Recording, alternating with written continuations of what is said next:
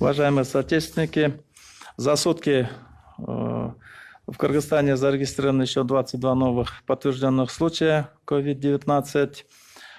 Таким образом, всего подтвержденных случаев зарегистрировано 590. За сутки из стационаров выписано 15 пациентов с ранее подтвержденным диагнозом COVID-19.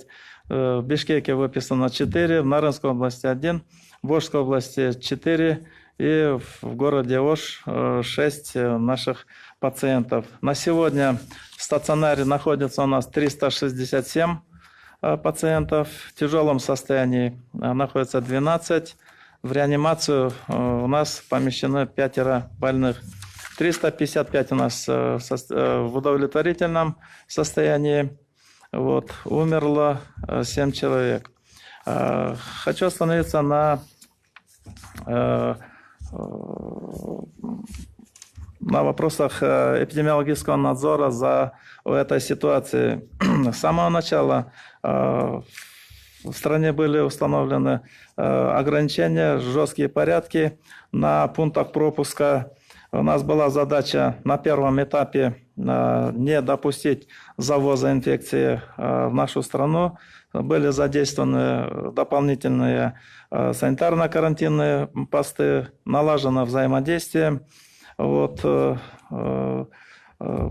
когда уже занесли инфекцию, второй этап – это был поиск всех контактных и организация жестких противоэпидемических мероприятий. С самого начала под наблюдение взято 8367 лиц, которые были в какой-то мере в контакте с лабораторно подтвержденными больными.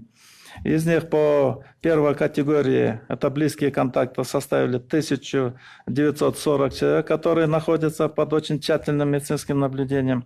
Были выявлены все контакты второй категории, это с более-менее низким риском заражения, это 6447 человек. На сегодня в результате вот такого очень тщательного надзора за вот этой категорией лиц, значит, среди первой категории были установлены 350 заболевших. Это из числа вот находящихся именно под наблюдением контактных лиц мы выявили вот всех почти заразившихся людей.